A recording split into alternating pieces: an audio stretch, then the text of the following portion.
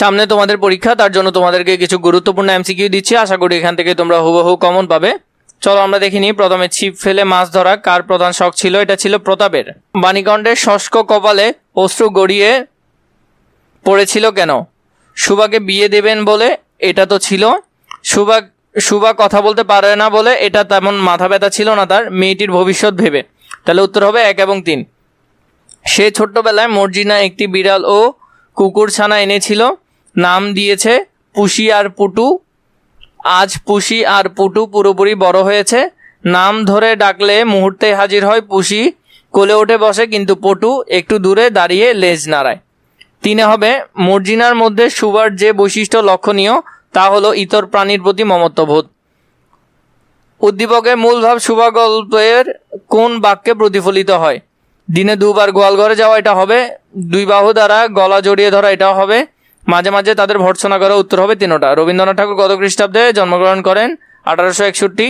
রবীন্দ্রনাথ ঠাকুর কত বঙ্গাব্দে জন্মগ্রহণ করেন? তাহলে হবে 1268।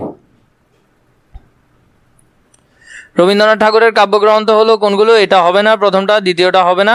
আর দেখো রক্তকরবী একটা নাটক ছিল, তাহলে রক্তকরবীও হবে না, হয়তো নিচেরটা হবে। নিচেরটা হওয়ার সম্ভাবনা সবচেয়ে বেশি। তাও বই উল্টা একটু ভালো করে দেখে নিবে। বিশ্বকবি রবীন্দ্রনাথ ঠাকুরের পিতার নাম কি ছিল? মহর্ষি দেবেন্দ্রনাথ ছিল তার নাম। রবীন্দ্রনাথ কোন কাব্যের জন্য নোবেল পুরস্কার পান? গীতাঞ্জলির জন্য নোবেল পুরস্কার পান। এশিয়ানদের মধ্যে সাহিত্যে সর্বপ্রথম নোবেল পান কে? রবীন্দ্রনাথ ঠাকুর নোবেল পান।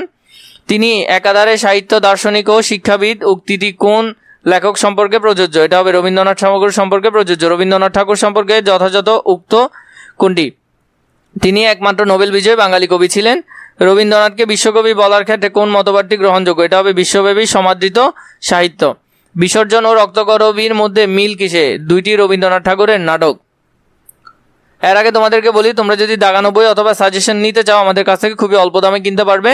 তোমাদের বইগুলো খুবই গুছালো আকারে আমরা সাজিয়েছি, যেখান থেকে হুবহু 100% কমন আসবে। যে লাইনগুলো দাগানো সেখান থেকে তোমরা শতভাগ কমন পাবে। যে যে বিষয়গুলো আসে, কোনটা কতে আসে, কোনটা খতে আসে, কোনটা এমসিকিউর জন্য গুরুত্বপূর্ণ, তা আমরা সুন্দর করে যে কোনো বইয়ে, আমাদের সবগুলো বইয়ে গুছিয়ে রেখেছি। তোমরা যদি চাও তাহলে নিতে পারো। 15 নম্বর, নিচের কোন গ্রন্থটি রবীন্দ্রনাথ ঠাকুরের রচিত নয়? এটা হবে প্রবন্ধ, তিনি রচনা করেন নাই।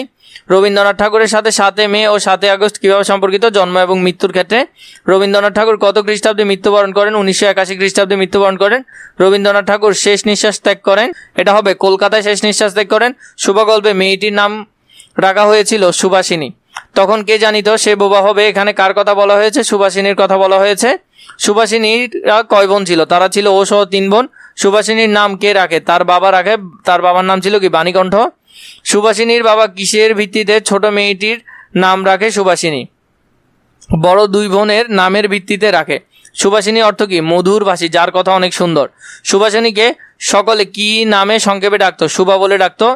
সুকেশিনী ও সুহাসিনীর সাথে সুভাষিনীর সম্পর্ক ছিল, তারা বোন ছিল।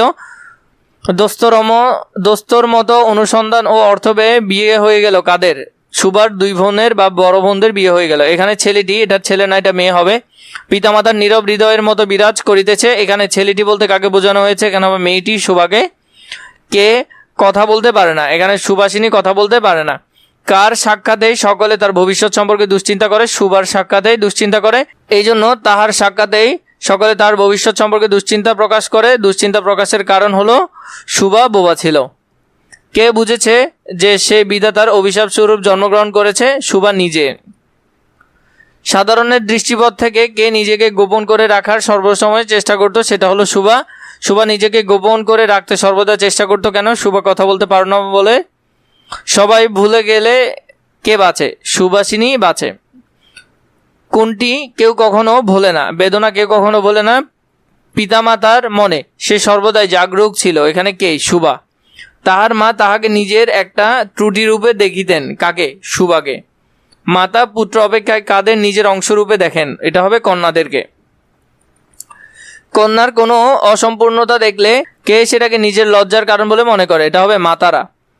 কে সুভাকে সুভাষিনী ও সুকেশিনী অপেক্ষা বেশি ভালোবাসিতেন? সুভার পিতা। সুভার পিতার নাম ছিল কি? বাণীকণ্ঠ ছিল। কিন্তু মাতা তাহাকে নিজের গর্বের কলঙ্ক জ্ঞান করিয়া তাহার প্রতি বড় বিরক্ত ছিলেন। কার প্রতি? এটা হবে সুভার প্রতি। সুভার কি ছিল না? সুভার কথা ছিল না। সুদীর্ঘ পল্ল বিশিষ্ট বড় বড় 2টি কালো চোখ ছিল কার? এটা হবে সুভার। সুভারোষ্ঠধর ভাবের আভাস মাত্র কিসের মতো কেঁপে উঠত? কচি কিশলয়ের মতো কেঁপে উঠত। কথায় আমরা যে ভাব প্রকাশ করি তা আমাদের কি করতে হয়? তা আমাদের গড়ে তুলতে হয়। কিসের অভাবে অনেক সময় কথায় আমরা যে ভাব প্রকাশ করি তা ভুল হয়? ক্ষমতার অভাবে। কেমন চোখ দুটি তর্জমা করিতে হয় না? কালো চোখ দুটিকে কিছু তর্জমা করিতে হয় না। মন আপনি কার ওপর ছায়া ফেলে? কালো চোখের ওপর ছায়া ফেলে। তোমাদের যদি আরও প্রয়োজন হয় নিশ্চয়ই আমাকে কমেন্ট করে জানাবে, তাহলে আমি বাকিগুলো তোমাদেরকে ধারাবাহিকভাবে দিব।